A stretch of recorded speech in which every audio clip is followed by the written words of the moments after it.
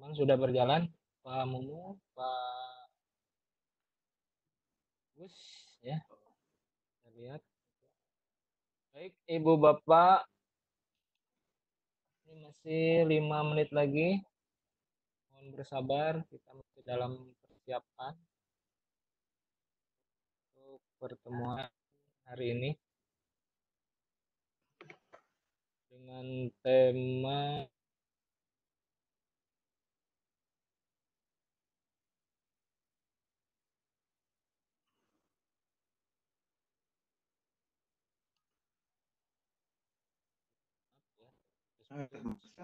Agus masih bisa mendengar suara saya? Masih. Stabil ya. Mudah-mudahan ini enggak crash di berlangsung dan tidak terlupakan lah. Oke, 4 menit lagi. Kita akan coba di waktu normal ya. Sudah ada 9 partisipan.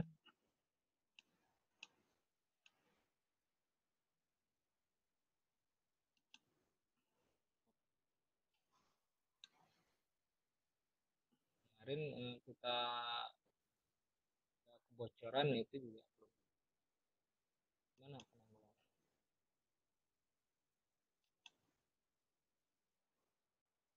Apa nih Pak mungkin bagi evaluasi kami ini di intern kita proses bilang siapa yang mau tanggung jawab hal teknis ini.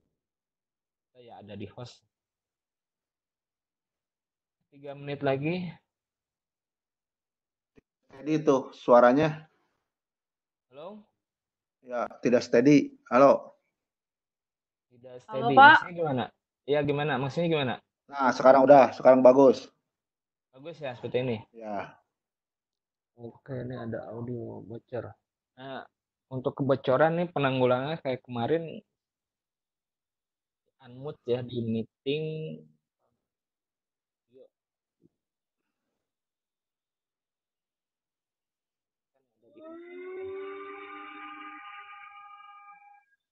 Oke, Pak Mumu. Ini mohon maaf, ini kita masih dalam persiapan.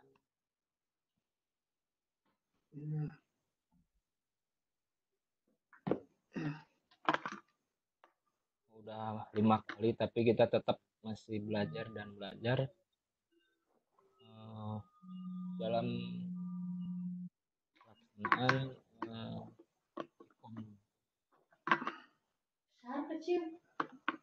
2 menit lagi. Baru 9 orang. Kata dihanap.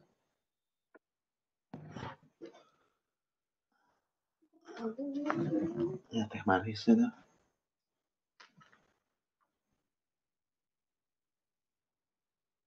Go jam 8 pas. Oke.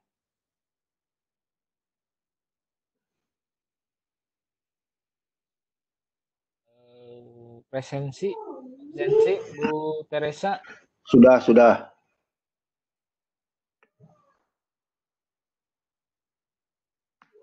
Ada ya di grup WA ya? Sudah. Ini juga. Itu ada di chat. Oh, udah.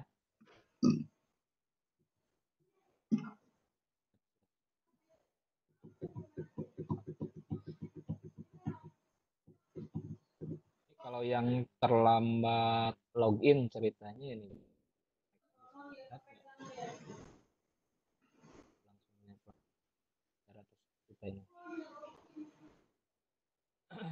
Baik, 1 menit lagi. Bismillahirrahmanirrahim. Kita akan coba mulai saja ya, Pak Agus, Bu Teresa. Siap ya semuanya?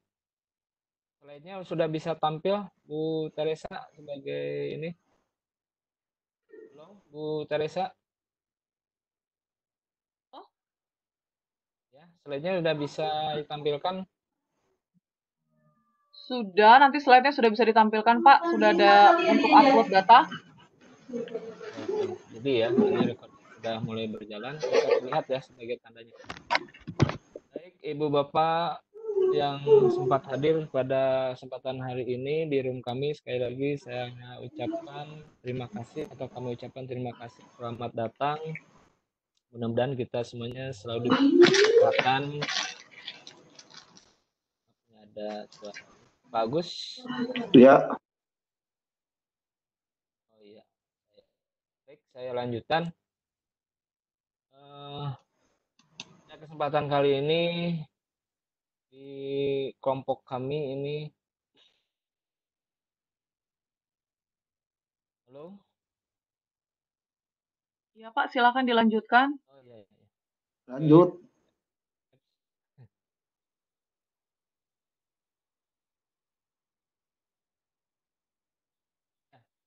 Lagi bismillahirrahmanirrahim. Assalamualaikum warahmatullahi wabarakatuh. Waalaikumsalam. Pada hari ini kita dari kelompok ya, yang di sama Pak Mumu yang sebagai PJ Wilayah Tim Mulyawati, kami bertiga, saya sendiri sebagai host. Maaf Pak Agus, sepertinya di saya Pak Agus sebagai host ya. nih. Betul seperti itu ya? Iya. Izin saya serahkan dulu ke Pak Agus dulu berarti ya. Sebagai moderator, kalau di Slayer ini apa nggak keliru? Dikoreksi. Nah, saya serahkan dulu ke Pak Agus sebagai kalau di Slayer. Bismillahirrahmanirrahim.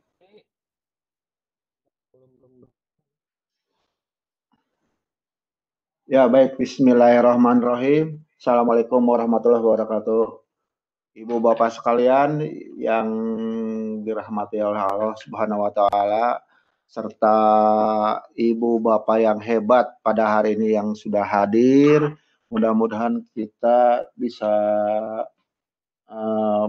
Pak Agus, mohon maaf. Ya. Pak Agus sebelum mulai coba dicek dulu di host pembagian tugas kita. Pak Agus harus bisa merekam karena di kami belum terlihat. Ada nggak menu? Rekamannya sudah berjalan, namanya AM, berarti ada di Pak Asep. Oh iya. Oke. Silakan lanjutkan. Ya, baik. Selanjutnya pada hari ini kita akan mendengarkan pembelajaran berbasis kearifan lokal yang akan disampaikan oleh Ibu Tresia Samosir SPDG, dan moderatornya adalah oleh Pak Asep Muhammad Mahtud SOE. Oleh sebab itu, mari kita mulai kegiatan ini. Kami persilakan pada Pak Asep sebagai moderator untuk dapat melanjutkan kegiatan ini. Persilakan Pak Asep. Ya, terima kasih Pak Agus yang telah memfasilitasi kegiatan hari ini, di mana petugas hari ini atau kami yang bertugas hari ini, saya sendiri sebagai moderator. Ini kegiatan yang ke-6 mungkin ya dari kelompok kami. Setelah sebelumnya melalui rangkaian yang sama, cuman berbagi tugas. Sebagai pembicara hari ini atau presenter hari ini, saya coba bacakan data beliau, yaitu Ibu Teresa Samosir, 4 dan tanggal lahir Bandar Lampung 19 April 1991, jenis kelamin perempuan, beragama Kristen, warga negaraan Indonesia, alamat Intil Riau, nomor telepon 081366477648, alamat email teresiasamosir19@gmail.com.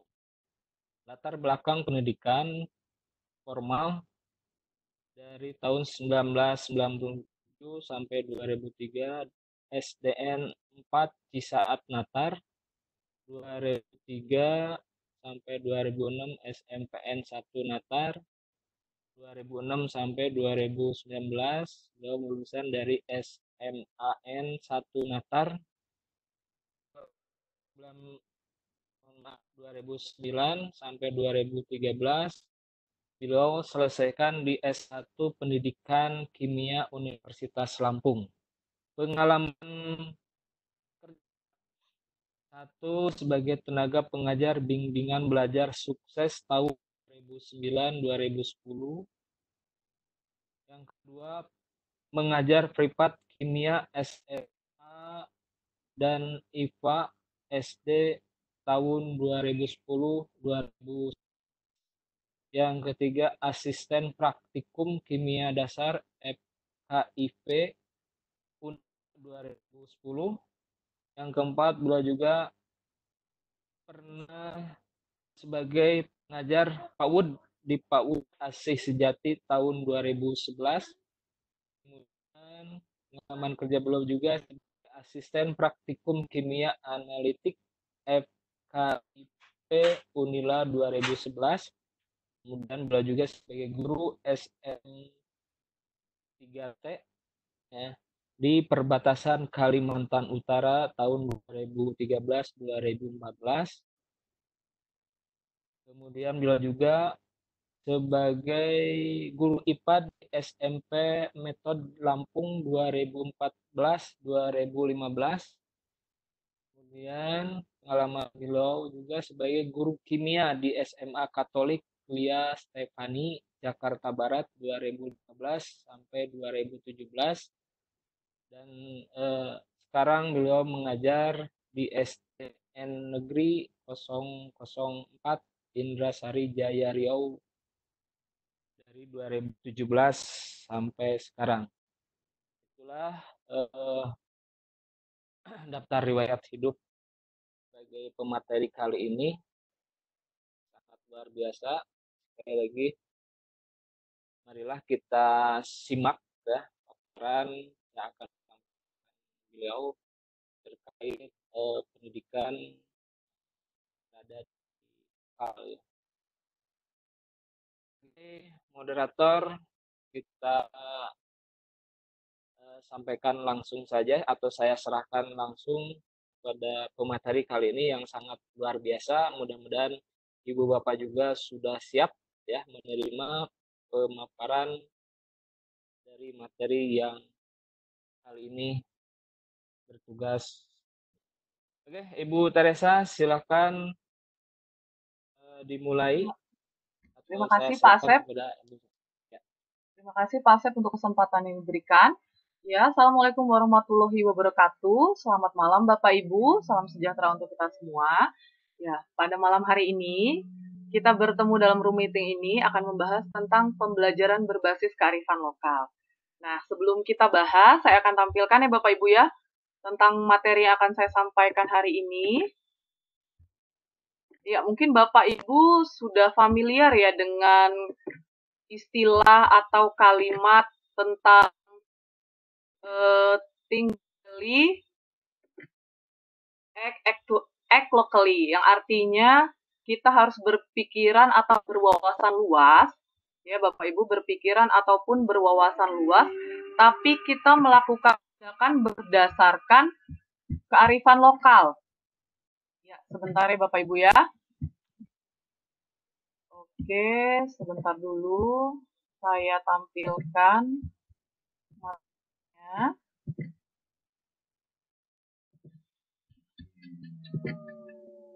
Sebentar, nah ini materinya nanti akan kita bahas bersama-sama tentang pembelajaran berbasis lokal. Seperti yang saya katakan tadi, artinya kita harus berpikir secara luas, secara global, tapi kita melakukan kegiatan ataupun melakukan suatu tindakan itu berdasarkan kebutuhan di lokal kita. Nah, Prasetyo mengatakan tahun 2013 bahwa pembelajaran berbasis kearifan lokal itu adalah usaha sadar kita ya Bapak Ibu ya, terencana melalui penggalian dan pemanfaatan potensi daerah setempat. Itu kita lakukan secara arif dalam upaya mewujudkan peserta didik yang aktif mengembangkan potensi dirinya. Untuk apa? untuk peserta didik itu memiliki keahlian, pengetahuan, sikap dalam membangun bangsa dan negaranya. Nah, berdasarkan ini artinya ada transfer ilmu ya Bapak Ibu ya, ada transfer ilmu antara peserta didik dalam pembelajaran berbasis kearifan lokal. Nah, berdasarkan itu ada tujuan pembelajaran dari pembelajaran berbasis kearifan lokal itu. Yang pertama, yaitu mengenal dan menjadi akrab dengan lingkungan alam, sosial, dan budaya yang ada di daerahnya. Yang kedua, memberikan bekal. Bekal itu baik dalam kemampuan, keterampilan, pengetahuan mengenai daerah asalnya yang berguna untuk diri dan masyarakat. Yang ketiga, yaitu membekali sikap dan perilaku yang selaras dengan nilai atau aturan yang berlaku di daerahnya. Yang keempat, yaitu melestarikan dan mengembangkan nilai luhur dalam rangka menunjang pembangunan daerah dan nasional. Nah, berdasarkan tujuan pembelajaran ini, ada beberapa langkah pembelajaran yang dapat kita lakukan. Yang pertama yaitu kita harus mengidentifikasi dulu Bapak Ibu keadaan dan potensi daerah tempat tinggal kita. Apa ya potensi yang dapat kita angkat atau kita kaitkan dengan pembelajaran kita. Yang kedua yaitu menentukan fungsi dan tujuan kita. Apa tujuan yang ingin kita capai? Apakah melestarikan alam, ataukah melestarikan budaya gitu ya Bapak Ibu ya. Yang ketiga yaitu menentukan kriteria dan bahan kajian. Bahan kajian ini mencakup kemampuan peserta didik, kemampuan guru, sarana prasarana mendukung atau tidak, apakah pembelajaran kita itu sesuai dengan nilai keluhuran, dan sesuai dengan nilai agama yang kita anut. Jadi kita tidak boleh mengesampingkan itu ya Bapak Ibu. Yang keempat yaitu menyusun rencana pembelajaran yang akan kita lakukan. Nah, ini yang berbasis kearifan lokal. Nah, sebelum kita lanjut Bapak Ibu, bagaimana penerapan yang dapat kita lakukan dalam pembelajaran berbasis kearifan lokal, khususnya Bapak Ibu malam hari ini saya akan menjelaskan tentang daerah saya. Mungkin Bapak Ibu ada yang sama dengan saya, kondisi tempat tinggalnya yaitu banyak perkebunan kelapa. Nah, ini bisa kita jadikan salah satu alternatif untuk melakukan pembelajaran berbasis kearifan lokal. Nah, desa saya bernama Desa Indrasari Jaya, Bapak Ibu, terletak di Kabupaten Indragiri Hilir, Provinsi Riau, berada di Kecamatan Teluk Blengkong, GHS 1. Nah, seperti yang Bapak Ibu lihat di tampilan layar, mata pencaharian mayoritas penduduk di tempat kami yaitu sebagai petani kelapa. Itu bertani di kebun kelapa milik pribadi. Nah, sebelum hasil kelapa itu dijual ke perusahaan atau PT, terlebih dahulu para warga akan mengupas kelapa itu atau mengupas kelapa itu ya Bapak Ibu ya, mengupas kelapa atau menyula. Nah, kelapa yang dikupas itu nantinya akan dijual ke PT dan diangkut menggunakan transportasi air. Transportasi airnya itu perahu ya Bapak Ibu. Nih seperti yang Bapak Ibu lihat di pojok bawah itu angkutan yang digunakan, itu kelapa yang akan dijual ke PT melewati kanal-kanal. Nah, memang daerah kami ini, Kabupaten Indragiri Hilir ini terkenal dengan istilah negeri seribu parit ya Bapak Ibu ya. Parit mungkin Bapak Ibu kenal dengan istilah kalau misalnya bukan parit yang kecil Bapak Ibu ya, ini kanal agak lebih besar. Jadi negeri seribu parit karena memang untuk ke satu daerah ke daerah menghubungkan. Nah, selanjutnya ini Bapak Ibu sekolah tempat saya bertugas, ini SD Negeri 004 Indrasari Jaya, di situ tempat saya bertugas. Nah, di sini 20% jalan utama itu sudah dicor semen Bapak Ibu, tapi masih banyak daerah-daerah atau jalan-jalan yang masih menggunakan jalan tanah. Nah, tanah di tempat kami ini tanah gambut Bapak Ibu, jadinya mudah ambles ya, mudah karena kerapatan kontur tanah yang padat, akhirnya mudah ambles jalan itu. Jadi harus dibangun kembali jalan utamanya. Nah, transportasi utama di tempat kami, Bapak Ibu bisa lihat di sudut bawah, sudut kanan bawah itu transportasi utama yaitu boot ya, ada boot kayu, ada boot fiber, tapi cenderung yang lebih banyak itu Bapak Ibu boot kayu. Nah, seperti yang Bapak Ibu lihat, air di tempat kami itu air gambut ya, air gambut itu warnanya merah kehitaman. Nah, itu air yang digunakan dalam kehidupan sehari-hari kami Bapak Ibu. Untuk mandi, untuk mencuci, itu yang biasa kami gunakan. Sedangkan untuk air minum, nah kami biasa menggunakan tampungan air hujan, dan kebetulan di desa kami sendiri, BUMDes sudah memiliki pansimas yang bisa memberikan istilah kita bisa beli air galon di situ ya Bapak Ibu ya untuk keperluan kita konsumsi. Nah, berdasarkan ini artinya di tempat saya itu yang memiliki potensi adalah perkebunan kelapa. Jadi, sebelum kita menentukan tahap proses pembelajaran kita, kita sudah menganalisis nih Bapak Ibu, artinya perkebunan kelapa ini menjadi potensi untuk kita kaitkan dengan pembelajaran kita. Lalu kita cari tahu lagi nih Bapak Ibu, manfaat kelapa mana yang sebaiknya kita gunakan dalam proses pembelajaran. Nah, sebelumnya kita akan bahas nih manfaat dari kelapa. Nah, manfaat kelapa yang pertama Bapak Ibu, daunnya. Mungkin Bapak Ibu tidak asing ya dengan janur ya. Kalau ada pesta, ada hitanan, ada pernikahan itu biasanya dirangkai janurnya itu sebagai tanda di situ ada pesta gitu ya Bapak Ibu ya.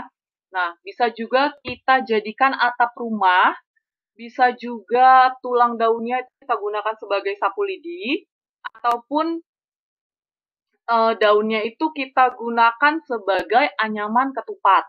Ya, itu Bapak Ibu. Terus yang kedua ada batang kelapa. Batang kelapa ini bisa kita gunakan sebagai jembatan, ataupun kayunya ya bisa kita gunakan sebagai bahan baku untuk bangunan. Ya, bisa untuk dinding-dinding rumah, ataupun untuk meja. Nah, selanjutnya ada akar kelapa, Bapak Ibu. Akar kelapa ini bisa kita gunakan sebagai pengganti kayu bakar. Kalau memang sudah kepepet, nggak ada kayu bakar, kita bisa gunain akar kelapa. Yang kedua itu dia mencegah banjir. Yang terakhir pemecah gelombang alami ya Bapak Ibu ya di pinggir pantai, sehingga mencegah terjadinya abrasi. Nah, selanjutnya Bapak Ibu, ada buah kelapa. Nah, ada keunikan ya Bapak Ibu ya di buah kelapa ini.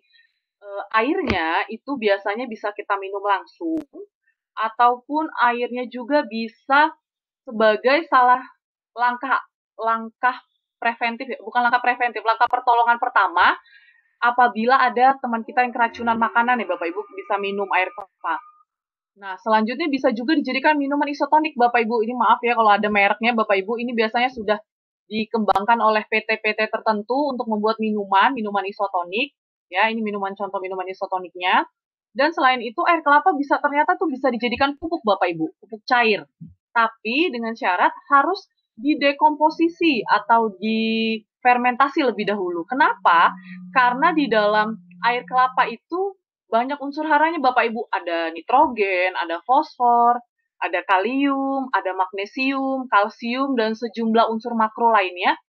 Ini sangat diperlukan Bapak Ibu sama tanaman agar dapat meningkatkan produktivitas dan meningkatkan hasil produksi tanaman itu sendiri. Nah, ini ada cara pembuatannya Bapak Ibu ya. Kita ambil ember, kita isi air kelapa. Setelah itu di ember yang satu kita isi molase, kita tambah dengan E4, kita aduk rata. Setelah kita aduk rata larutan itu kita campur Bapak Ibu dengan air kelapa yang kita letakkan di ember pertama. Lalu kita aduk kembali, aduk rata. Setelah itu kita tutup.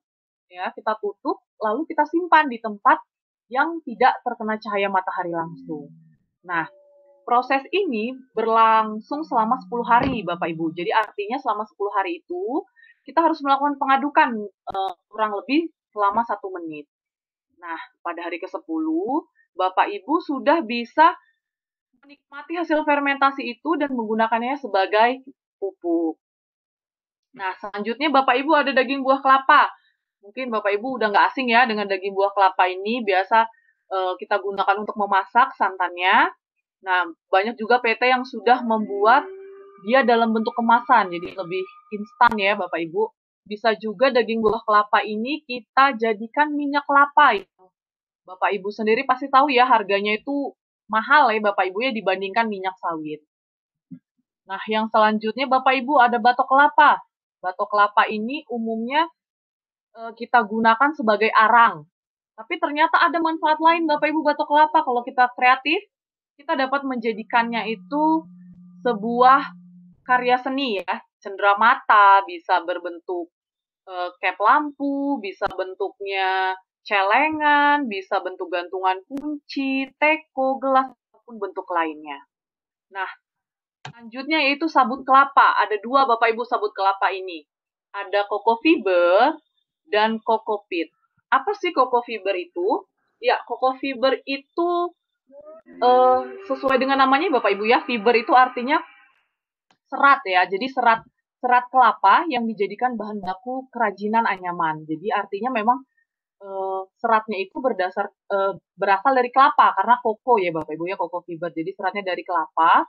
Nah, ini bisa kita jadikan bahan baku anyaman, bisa dijadikan tas nantinya, jadikan tali ya, tali tambang, bisa dijadikan keset kaki dan aneka produk lainnya yang biasa kita gunakan di dalam kehidupan sehari-hari. Nah, selanjutnya Bapak Ibu ada kokopit. Apa sih kokopit ini? Mungkin Bapak Ibu ada yang sudah kenal ataupun ada yang belum kenal. Ya, kokopit ini media tanam Bapak Ibu, media tanam yang menggunakan serbuk kelapa. Nah, kokopit ini cocok digunakan dalam pembelajaran ya Bapak Ibu, cocok digunakan dalam pembelajaran khususnya untuk anak SD karena menggunakan tematik. Jadi kita mengajarkan kepada anak-anak dari dini untuk mencintai alam, ya, mencintai alam dengan cara bercocok tanam, Ibu. Jadi dia dimulai dari bibit, dia urus sampai tanaman yang dia tanam itu besar ya Bapak Ibu.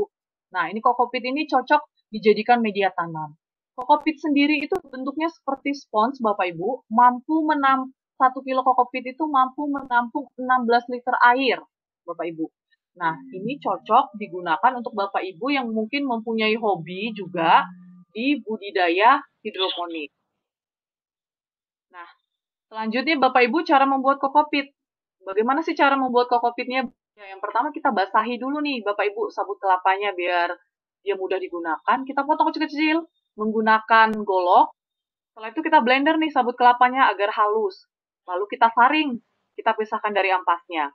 Lalu kita buat air rendaman. Air rendamannya itu terdiri dari 1 liter air, ditambah 50 cc urin kelinci. Nah, mungkin di daerah Jawa Barat banyak ya Bapak Ibu ya, sate kelinci aja ada. Nah, mungkin ini urin kelincinya itu lebih mudah didapatkan. Ditambah 100 cc cucian beras.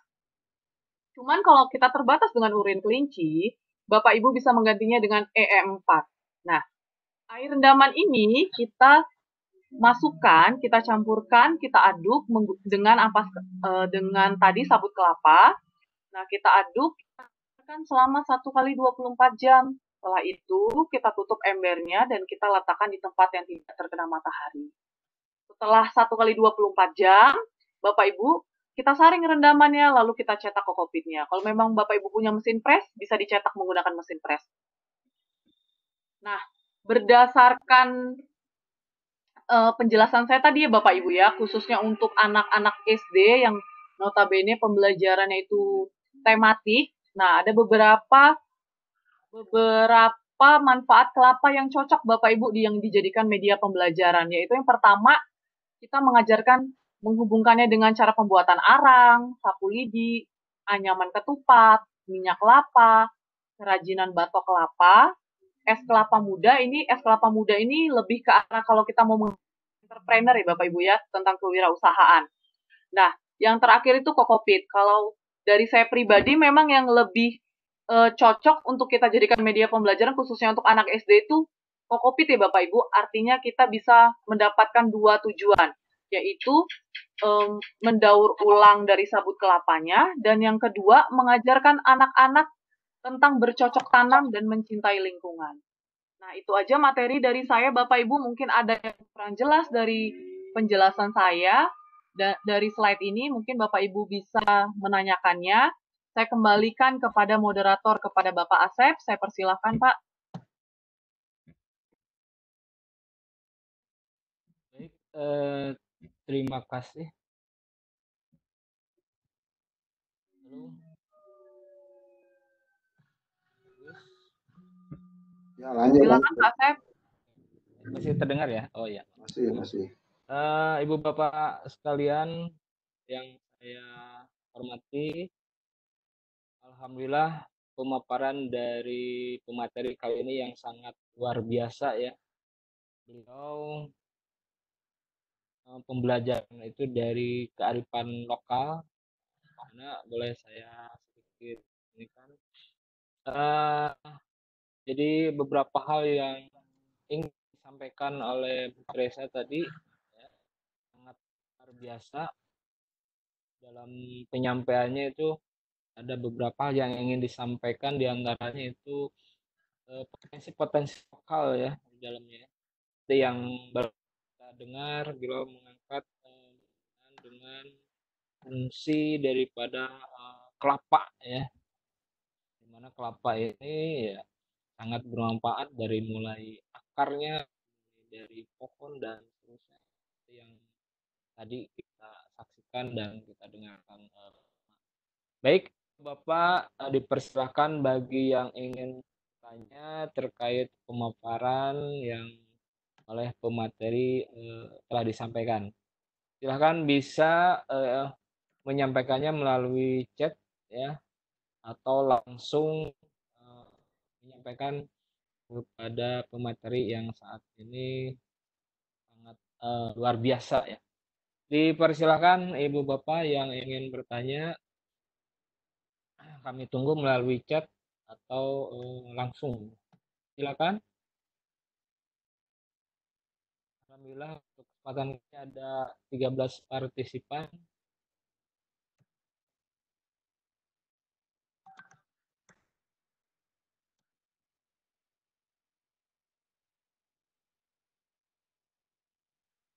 Ya, mau ditanyakan boleh langsung ngechat ya di partisipan bahwa hari ini ya cukup luar biasa ya, sangat luar biasa pemaparan dari Bu Teresa. Ini kalau boleh saya sampaikan sangat berbangga sekali, ini Bu Teresa ini benar-benar pramuka banget ya. Ini yang dibahas ini terkait dengan pohon kelapa atau kelapa itu sendiri. Mana kalau boleh yang tadi kita dengar, pohon kelapa ini banyak ya manfaatnya. Jadi ada bisa menjadikan sebagai obat ataupun sebagai minuman isotonik ya, yang bisa menambah kekuatan kita ataupun ya. Kemudian dehidrasi ya, Mama. Kemudian yang kedua di situ Bu Teresa juga menyampaikan pupuk cair kelapa ya. Itu juga sangat bermanfaat sekali bagi tanaman kita. Kemudian juga ada dari dagingnya enak. Yang kedua ya banyak manfaatnya dari kelapa. Dan yang ini dari batoknya ini bisa jadi apa? Cangkir atau sendok dan sebagainya. Juga menyampaikan terkait dengan sabut kelapanya. Ini ada yang bisa dijadikan keset, juga pal ataupun benang, manfaat juga. Dan juga yang terakhir ada cecopet ya, yang beliau pernah sampaikan barusan. Silakan Ibu Bapak sekalian sampaikan. Baik, ini sebuah pertanyaan Bu Teresa, halo bisa didengar dari Agus. Yang dimaksud enggan mak itu nama lain. Gitu mungkin ya. Enggan M4 itu apa nama lain? Agus mungkin ada yang mau ditambahkan mungkin atau dari rekan-rekan yang ada bisa saja kita sharing terkait materi hari ini, yaitu pembelajaran berbasis kearifan lokal. Iya, ya baik Bu Tresia. Itu yang dinamakan yang dinamakan E4 itu apa nama lainnya? Kalau kita cari, kalau kita cari singkatan E4 itu ya tadi kan ada paparan E4. Halo Bu Teresa. Silakan. Ya, yang dimaksud dengan E4 itu apa? Oke, baik. Pak, silakan ke Pak ini lebih dahulu, Pak Asep. Oh iya, pertanyaannya dari Pak Agus ini, beliau menanyakan singkatan atau apa yang dimaksud dengan EM4. Bisa dijelaskan mungkin Bu Teresa? Ini pertanyaan dari Pak Agus ini cukup unik juga. Silakan Bu Teresa, saya kembalikan ke presentasi. Baik, Pak Asep, terima kasih. Terima kasih juga Pak Agus untuk pertanyaannya. EM4 itu efektif mikroorganisme. Artinya itu eh, cairan yang membantu mengefektifkan mikroorganisme ya Bapak Ibu ya di dalam yang tadi kan kabut kelapa.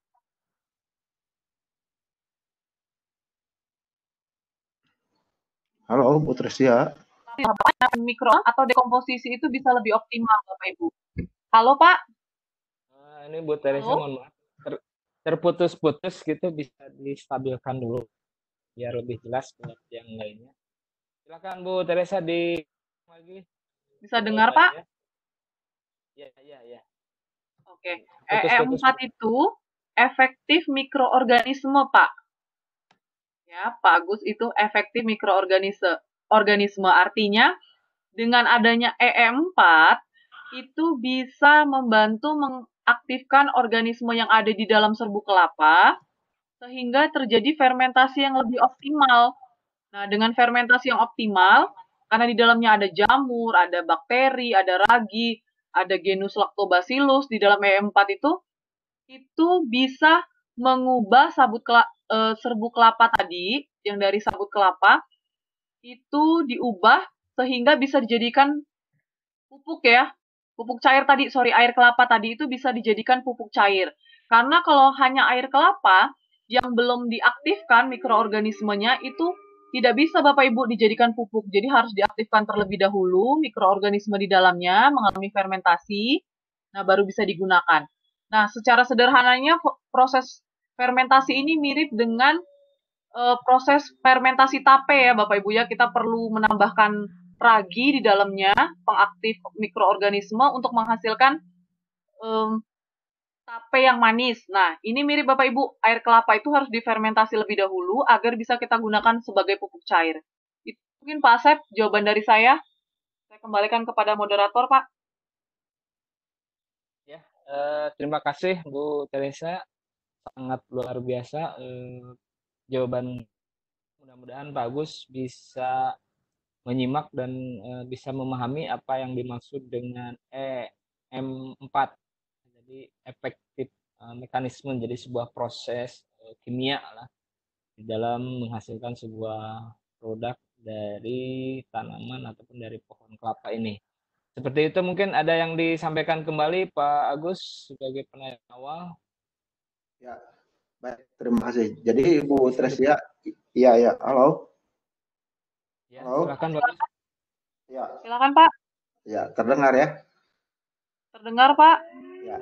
Jadi begini maksudnya, kan kita nih orang awam ya, dan itu kan nama asing, nama hal yang kalau kita fermentasi dengan membuat tape dari ketan atau dari singkong ditaburi oleh ragi itu tahu barangnya. Nah ini barangnya itu bentuknya bagaimana, kan fermentasi yang kita lakukan itu yang biasa kita lakukan hanya dimasukkan dengan ragi sudah bisa berbentuk. Nah kalau yang ini dari sabut kelapa itu apakah bentuknya cairan atau bagaimana? Dan nama lain lah, nama istilah yang apa? Nama istilah familiar apa itu? Begitu Bu Tersia. Terima kasih. Ya, mungkin bisa langsung dijawab Bu Teresa pertanyaan dari Pak Agus. Baik Pak Agus, saya tunjukkan gambarnya ya Pak ya. EM4 ini sendiri tadi sudah ada di slide saya, mungkin terlewat Pak. Ini bentuk EM4-nya. Nah, ini kalau Pak Agus bisa lihat ya, saya tampilkan. Ini ada botolnya Pak, EM4. Yang di sudut bawah kiri itu namanya EM4. Nah, ini bisa kita beli di toko pertanian Pak. Nah, yang di sebelahnya itu molase Pak. Nah, molase ini adalah gula tebu murni. Nah, ini juga bisa kita cari di toko pertanian. Begitu Pak, jawaban dari saya ini EM4-nya ya Pak ya, yang ada di sudut bawah kiri. Ini kita bisa cari atau kita beli di toko pertanian. Ini bentuknya cairan.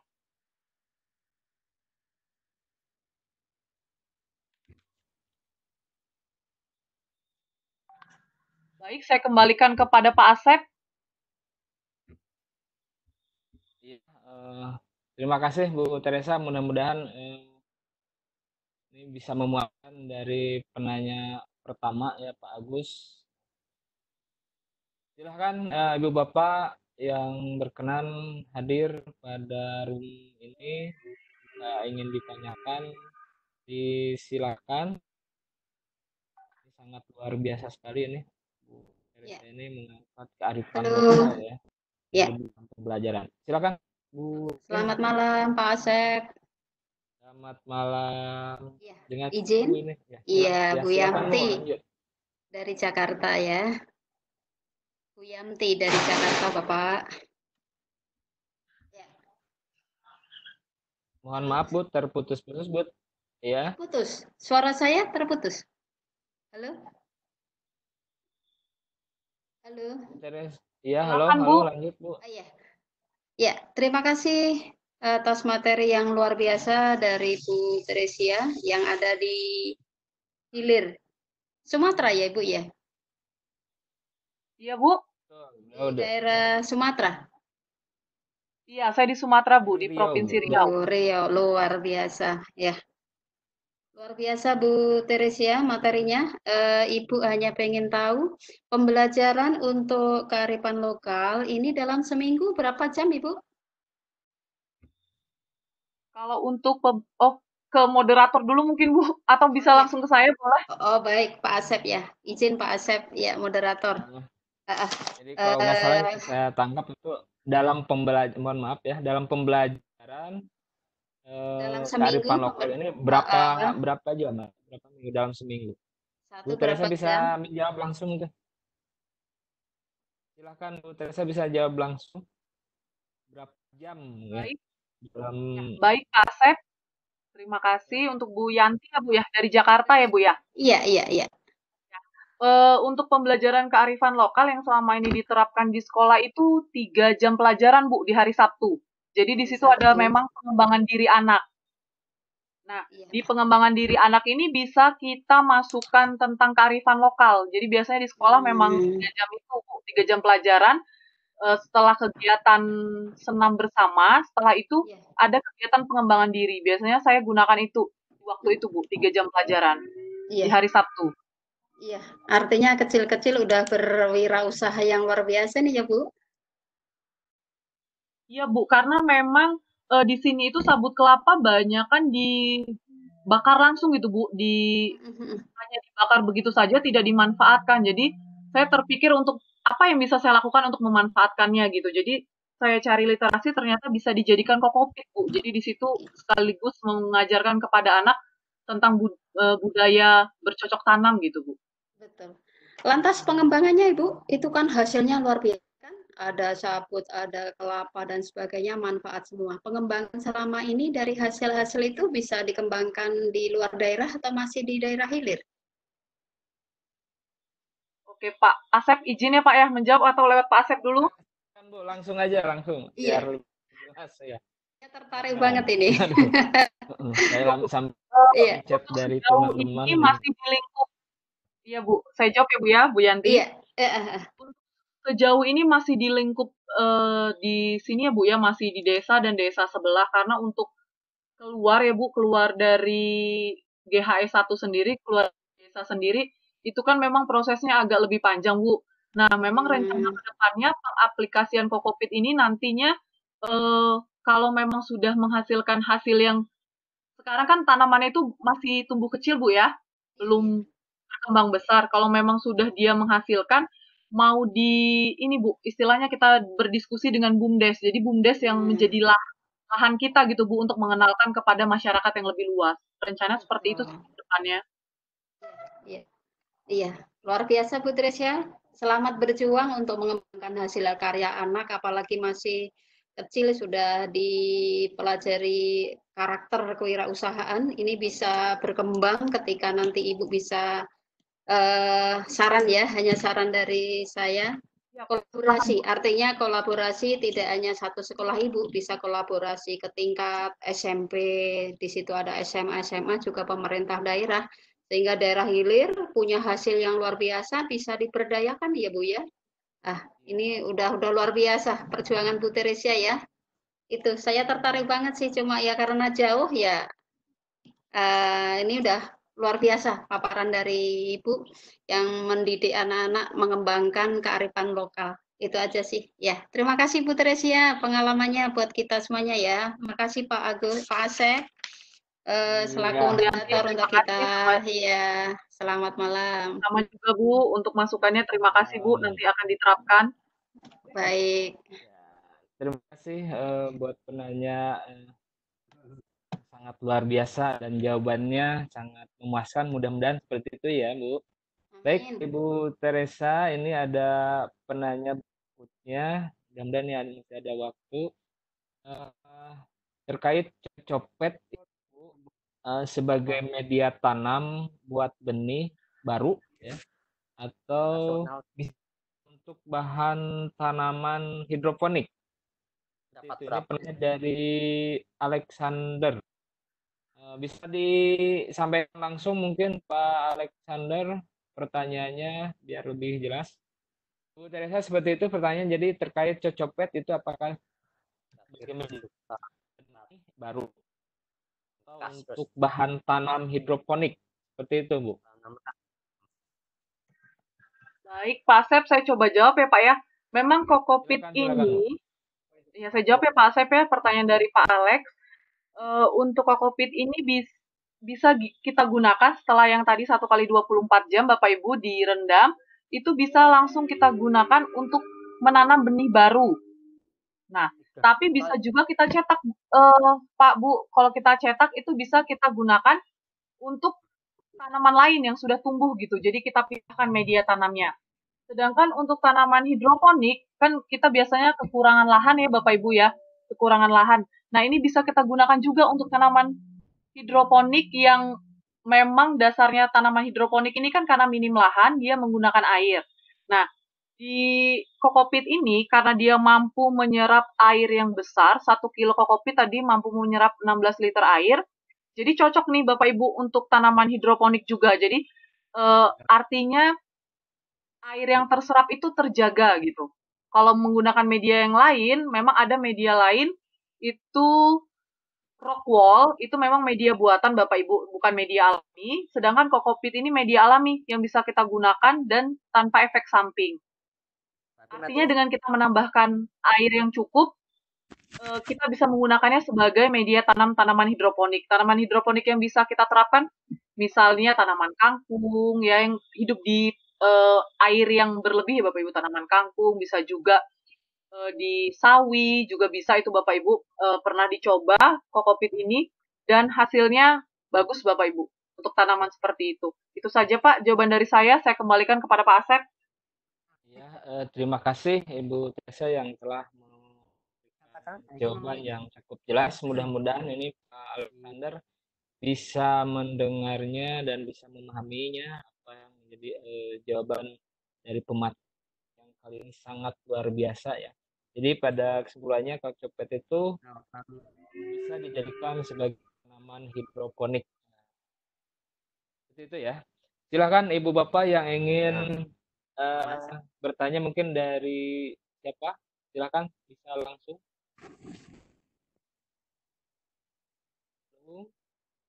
Silakan Ibu Bapak yang ingin bertanya kembali, kasih kesempatan seluas-luasnya. Mungkin dari Pak Mumu ada pertanyaan atau mungkin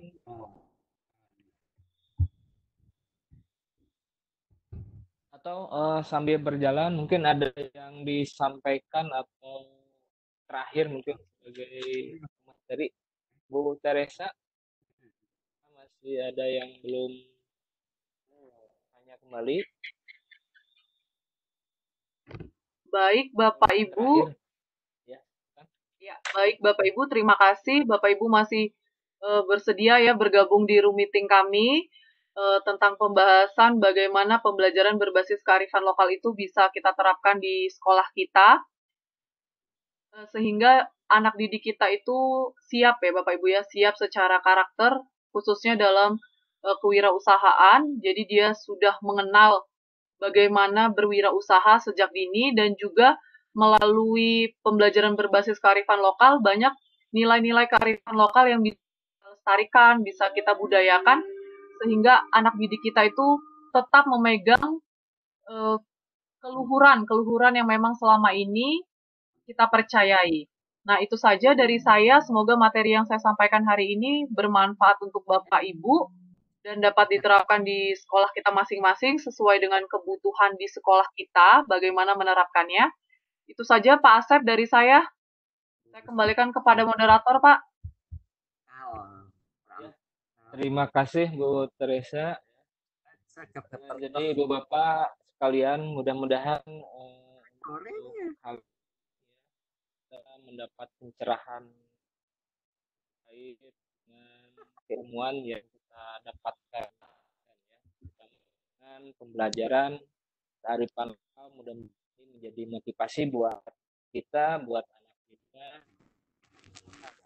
berada di lingkungan kita ya, seperti halnya yang telah disampaikan oleh pemateri kali ini dengan kelapa ya, kelapa sangat bermanfaat sekali buat kita semuanya dengan kelapa ini, dari mulai airnya yaitu bisa menjadi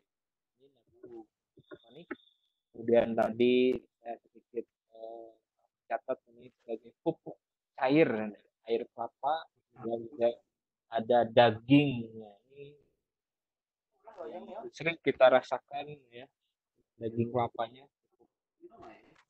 dan juga batok kelapanya juga ini sangat bermanfaat juga, dan dari sabut kelapa dan sebagainya, sangat luar biasa sekali Bapak terkait dengan manfaat daripada pohon kelapa tersebut yang tepat kali ini disampaikan. Silakan Ibu Bapak sambil menunggu, mungkin masih ada kesempatan sekitar 15 menit lagi. Namun saya ingatkan kembali bagi yang hadir dalam room ini, silakan untuk mengisi absensinya.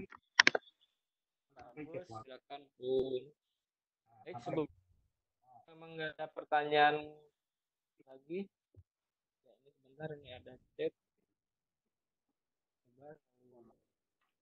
Silakan Ibu Bapak, kalau yang mau bertanya boleh langsung ditanyakan. Pertanyaan dari rekan-rekan yang lainnya terkait pemaparan materi hari ini.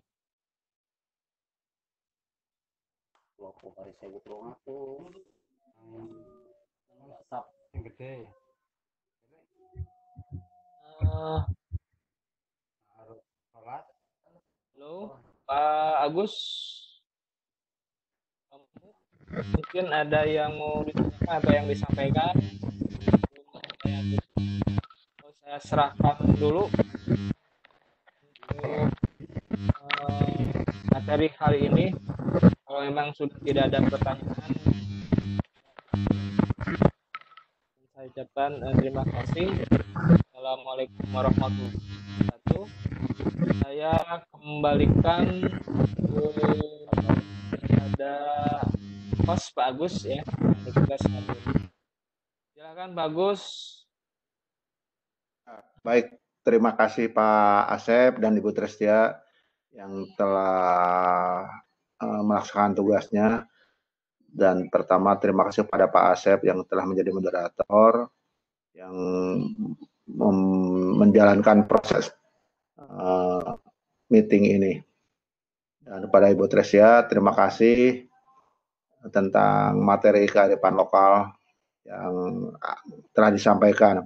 Jadi pada intinya kearifan lokal itu tidak hanya yang ada di daerah Ibu Trestia, tetapi di daerah-daerah kita pun bisa untuk meningkatkan kearifan lokal itu.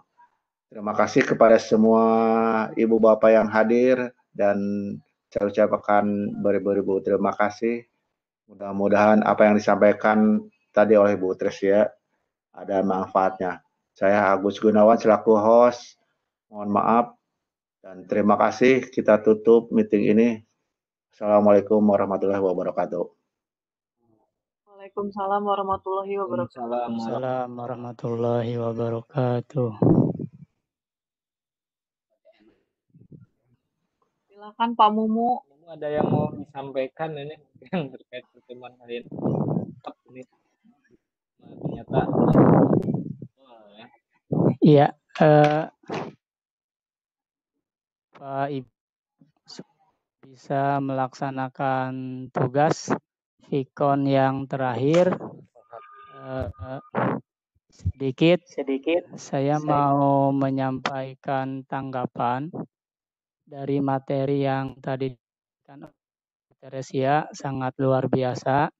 Materinya tentang pembelajaran berbasis kearifan lokal yang memang ini cocok sesuai dengan prinsip pengembangan kurikulum di kita, kurikulum 2013, di mana dalam pengembangan kurikulum itu ada prinsip diversifikasi.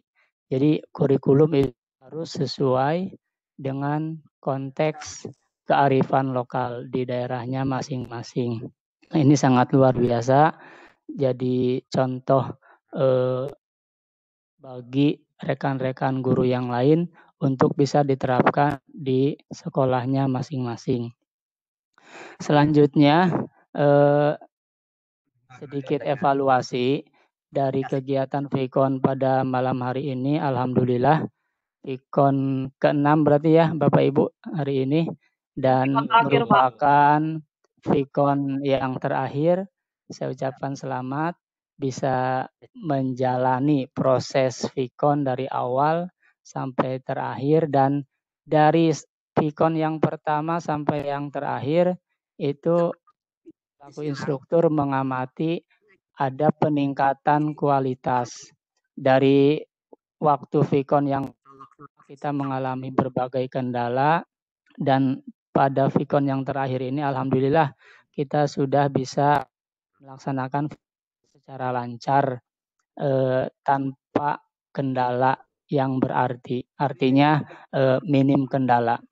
Sekali lagi saya ucapkan selamat dan mudah-mudahan nanti Bapak Ibu bisa mengembangkan lebih lanjut proses diseminasi. Setelah 6 kali Vicon ini kita akan melaksanakan diseminasi.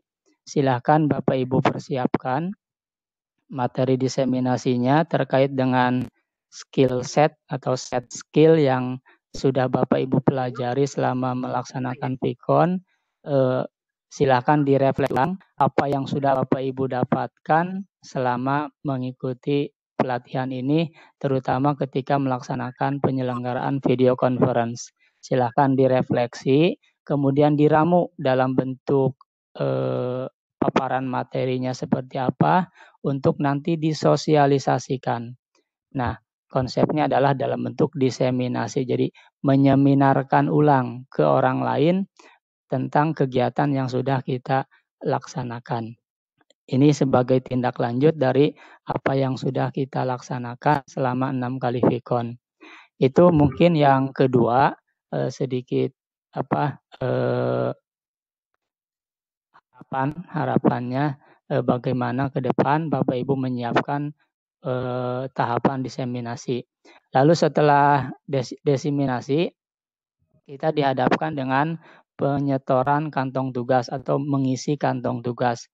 Yang insya Allah besok hari Senin itu akan ada paparan atau sosialisasi secara umum bagaimana teknis pengisian kantong tugas oleh panitia VCT. Mudah-mudahan Bapak Ibu bisa mengikutinya sehingga nanti ketika mengisi kantong tugas itu tidak ada kendala. Tapi kalau misalkan mau coba-coba dulu dari sekarang, silahkan saja dicoba terlebih dahulu supaya nanti ketika hari Senin kita ada sosialisasi, kita bisa menyampaikan kendala apa yang kita alami ke panitia VCT. Itu yang kedua. Lalu berikutnya walaupun Bapak Ibu sudah selesai melaksanakan Vikon, ini kami mengharapkan karena masih banyak rekan-rekan kita yang belum melaksanakan Vikon, melaksanakan penugasan. Khusus untuk yang kami instrukturi ini baru ada 3. Dari 7 tim, 7 kelompok, baru ada 3 kelompok yang sudah melaksanakan Vikon. Kelompok merah sudah selesai, jingga baru 1 kali, lalu kelompok hijau itu sudah 3 kali. Nah, masih ada 4 kelompok yang belum melaksanakan Vikon, jadi kami mengharapkan kepada Pak Gunawan yang senior, kemudian Pak Asep, kemudian Ibu Teresia, kalau nanti misalkan ada rekan kita yang kekurangan personil nih, misalkan ada rekan kita satu kelompok, di kelompok 15, misalkan ada yang kekurangan sebagai moderator. Nah, ketika diminta mohon kesiapannya untuk nanti membantu rekan-rekan kita yang lain yang belum bisa melaksanakan Vikon karena satu dan lain hal kendala, misalkan anggota timnya mengundurkan diri atau ada hal-hal yang memang tidak bisa melaksanakan menyelesaikan pelatihan. Jadi mohon kesiapan dari Bu Teresia, kemudian Pak Asep dan Pak Gunawan untuk bisa membantu. Ya, mungkin itu Pak Asep, Pak Gunawan dan Bu Teresia sedikit masukan dan evaluasi. Mudah-mudahan ke depan bisa dikembangkan lagi di dunia luaran sana, terutama sekolahnya masing-masing dan di dinasnya masing-masing. Itu saja Ibu Teresia, selamat dan luar biasa materinya. Pak Asep, lanjutkan kreasinya, inovasinya, dan Pak Gunawan tetap semangat. Bapak yang banyak pengalaman nih, luar biasa senior kita, Pak Gunawan. Oke, itu saja. Mungkin ada yang mau ditanyakan, silakan kita diskusi saja, Saya mau tanya, kita Pak. sharing saja. Iya Bu, silakan Bu. Pak, ini waktu diseminasi apakah kami berkelompok seperti sekarang kelompok merah atau sendiri-sendiri gitu, Pak? Ya, Pak sudah bertanya tadi sore melalui chat WA dan saya sudah jawab kaitan dengan diseminasi itu boleh sendiri dalam arti. Nah, kalau sendiri berarti Ibu nanti bertugas sebagai host, sekaligus sebagai moderator, sekaligus sebagai presenter. Nah, jadi formatnya nanti bebas saja, tidak perlu dibuat susunan acara pembagian peran yang jelas, tidak perlu. Cukup Ibu bertindak sebagai host, moderator dan presenter. Jadi silakan leluasa Ibu mau seperti apa konsepnya, ya fleksibel, mau seperti apa. Nah, gitu. Yang penting ada 3 peserta, minimal 3 peserta yang hadir saat Vikon tersebut untuk mendengarkan paparan kita. Boleh dari keluarga, boleh dari rekan kerja, atau siapa saja. Pokoknya selain dari anggota atau peserta VCT batch 6. Itu silakan saja. Itu alternatif yang pertama. Silakan, boleh sifatnya perseorangan, jadi Ibu bekerja sendiri. Lalu boleh juga bersifat kelompok seperti sekarang. Misalkan kita mau tetap berkelompok saja supaya mudah. Maksudnya mudah adalah pertama dalam pembagian tugas kita akan mudah. Ada pembagian tugas di sana, siapa selaku host, moderator, dan presenter. Lalu kemudahan lain misalkan dari rekrutmen partisipan. Dari 3 orang tersebut masing-masing bisa membawa 1 partisipan. Nah, karena ada 3 anggota, maka akan ada 3 partisipan yang hadir. Nah, itu kan lebih mudah lagi. Sehingga nanti pas Vikon kita tidak perlu mengundang banyak orang karena sudah cukup dengan bawaan dari anggota tim yang kita laksanakan. Itu kemudahan-kemudahan kalau kita melaksanakan secara berkelompok. Tapi perlu dicatat ketika kita melaksanakan secara berkelompok, masing-masing harus mengalami sebagai presenter, sebagai pemateri, supaya nanti tiap orang bisa menyampaikan set skill apa yang sudah dikuasai. Jadi nanti silakan dibagi tugas. Misalkan 15 menit pertama materi oleh Ibu Teresia tentang membuat akun Webex. Lalu 15 menit kedua materi oleh Pak Gunawan, misalkan tentang bagaimana caranya membuat flyer. Lalu 15 menit berikutnya oleh Pak Asep dengan materi yang berbeda. Itu bisa saja seperti itu. Nah, nanti kegiatannya ketika bertindak sebagai host, ketika bertindak sebagai moderator dan presenter itu di screenshot. Nah, di screenshot sehingga nanti kita punya bukti fisik berupa foto yang dikolasekan di satu layar. Mungkin Bu, itu Bu terkait dengan pertanyaan yang Ibu ajukan. Mungkin ada lagi yang mau didiskusikan selain itu. Baik, terima kasih Pak Mumu. Izin bertanya Pak Mumu satu lagi. Ya, silakan. Terkait teman-teman kita, termasuk mungkin di dalamnya memang ada ya, istri saya juga sama sampai saat ini bingung dengan kelompoknya sudah ada, tapi nomor kontak dari kelompok tersebut ya, kurang komunikasi dan kesibukan ya malum ini.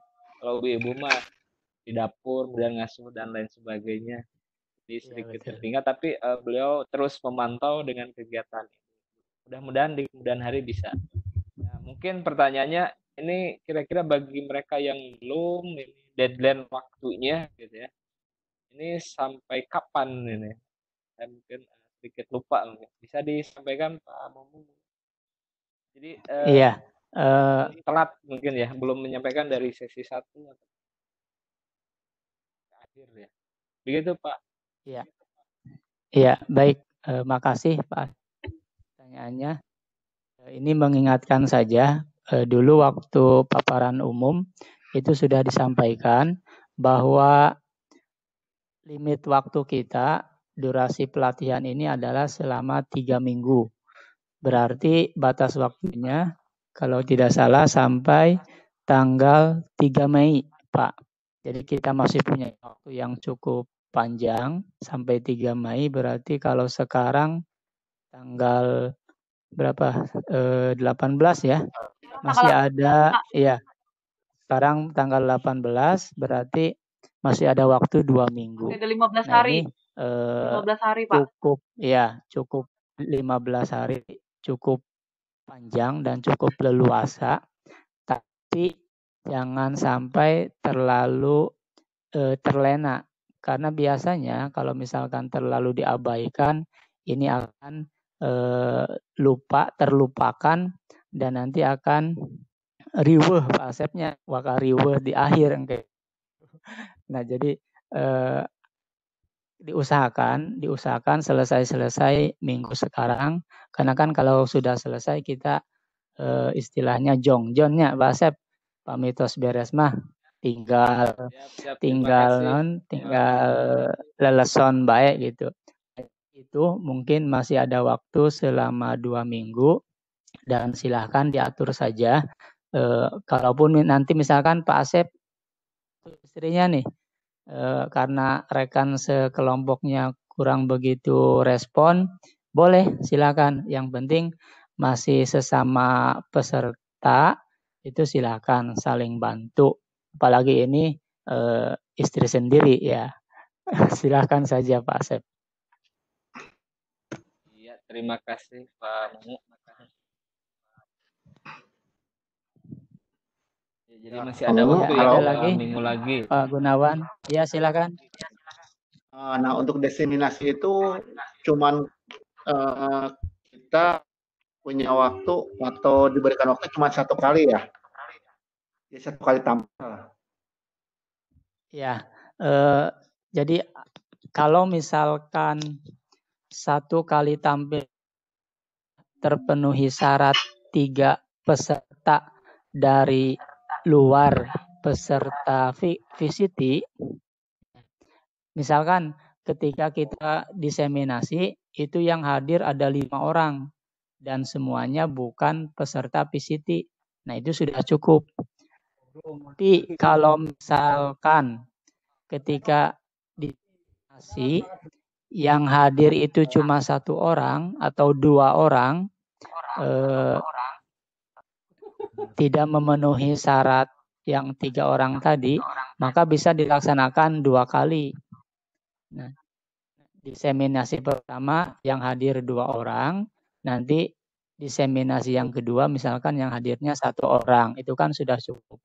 Syarat sudah melaksanakan diseminasi kepada 3 orang di luar peserta VCT. Mungkin itu Pak Gunawan. Oh, baik. Jadi minimal 3 orang ya di luar peserta. Jadi kita masih punya kesempatan. Yang penting ada dari luar saja gitu ya, Pak ya. Iya, 3 orang itu dari luar kepesertaan VCT. Ya, berarti nantinya kita bertanya, Pak.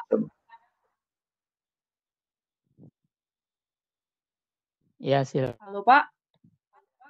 Ya. Pak, saya mau bertanya. Jadi, kan diseminasi ini berarti kita bisa berkelompok nih ya, Pak ya? Iya. Apakah playernya itu harus dibagikan di sharing di grup besar, Pak? Di grup 15A atau di grup 15? Atau hanya cukup memberi informasi kepada Pak Mumu sebagai instruktur? Baik, untuk flyer diseminasi itu sebenarnya tidak usah di-share di grup, di-setor ke instruktur juga itu tidak usah karena itu tidak menjadi tagihan. Jadi flyer yang dibuat untuk diseminasi silakan di-share ke orang di luar peserta VCT supaya mereka tertarik dan hadir di saat kita melaksanakan diseminasi. Jadi kalaupun Ibu tidak menyetorkan ke instruktur flyer diseminasi itu tidak jadi masalah gitu. Tapi kalau mau ya silahkan saja supaya kami nanti mungkin bisa ikut hadir saat diseminasi supaya kami juga bisa ikut memantau, itu boleh-boleh saja gitu. Kalaupun tidak ya itu mungkin saja, jadi silahkan saja. Kalaupun tidak ditembuskan ke instruktur dan ke panitia. Yang penting nanti tagihan berupa foto kolase itu ada. Itu. Seperti itu, Bu. Baik, Pak Mumu. Foto kolase itu 5 atau satu saja ya? Fotonya, Pak. Ya. Kita moto 5 kali. Nah, foto yang itu kita gabungkan, istilahnya dikolasekan kalau menurut teman. Nah, disatukan, silahkan komposisinya mau seperti apa, yang penting satu layar itu ada 5 foto yang digabungkan itu. Ya, itu terdiri dari mungkin chatnya, paparannya gitu ya, terus daftar hadirnya gitu. Ya, jadi silahkan untuk yang 5 foto itu, kalau versi Ibu Tin kan pertama foto kita ketika jadi host. Kemudian yang kedua foto kita ketika jadi moderator. Kemudian foto kita ketika jadi presenter. Nah, itu kan ada tulisannya tuh di layar. Nah, kemudian yang keempat misalkan foto materi yang ditayangkan.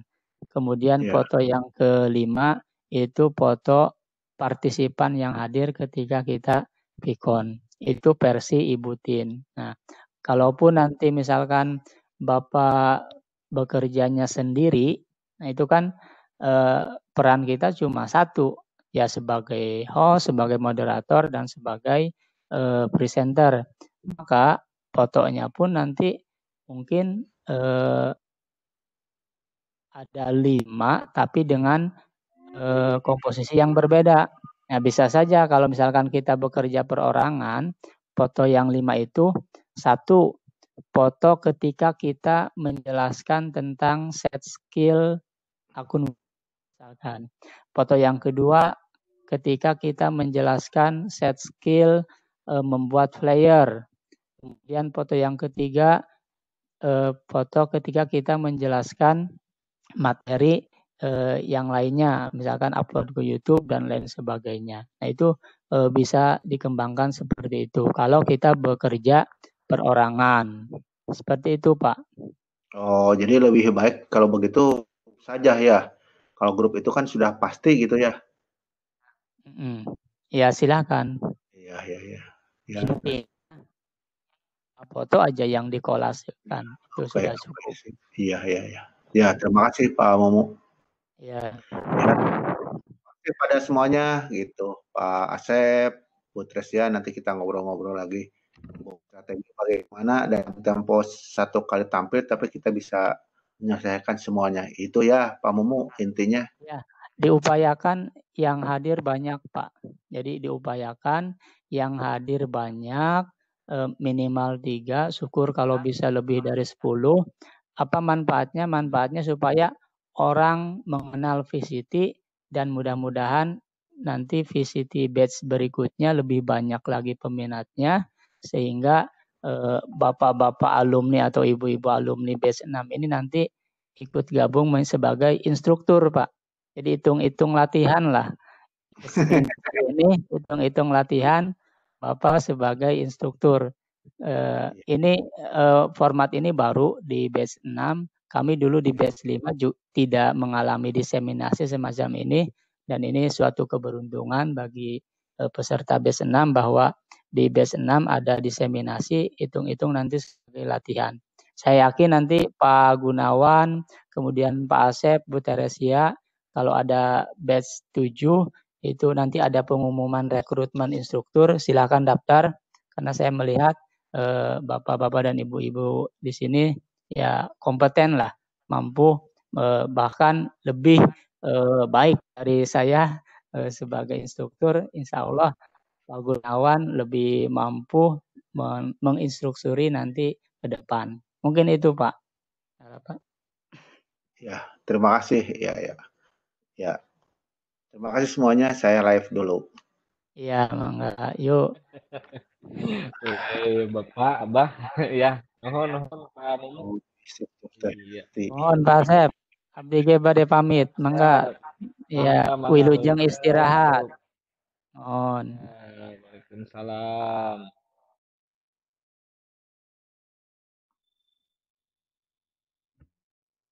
Atur nuhun ka sadayana.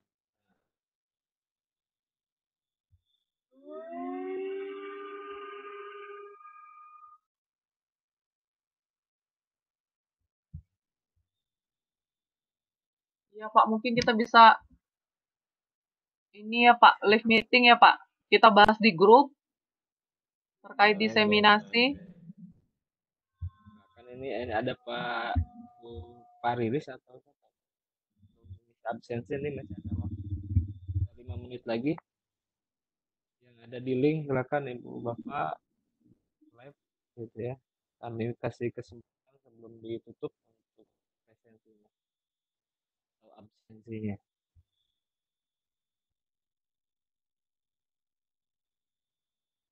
Saya monitor Pak Agus.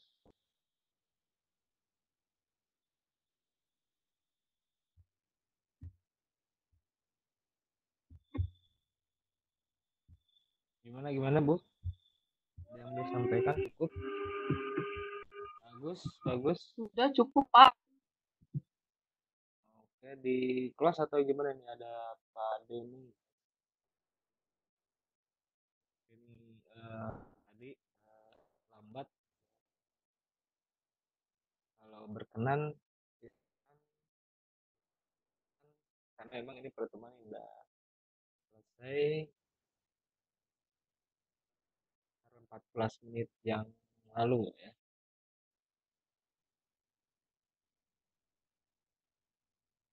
isi absen saja, Pak Denny mungkin bisa mendengar kita sambut atau kita sapa,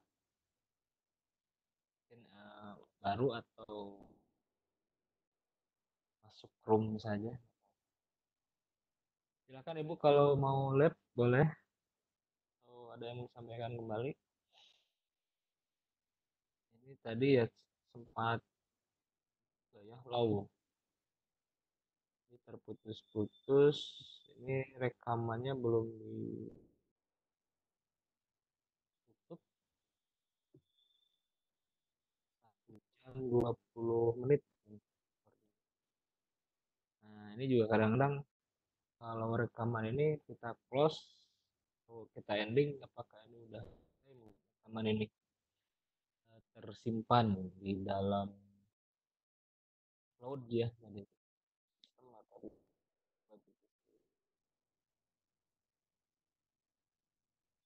Rekamannya kita tutup aja ya rekamannya. Iya Pak, silahkan. Oke, 1 jam 21. Hasil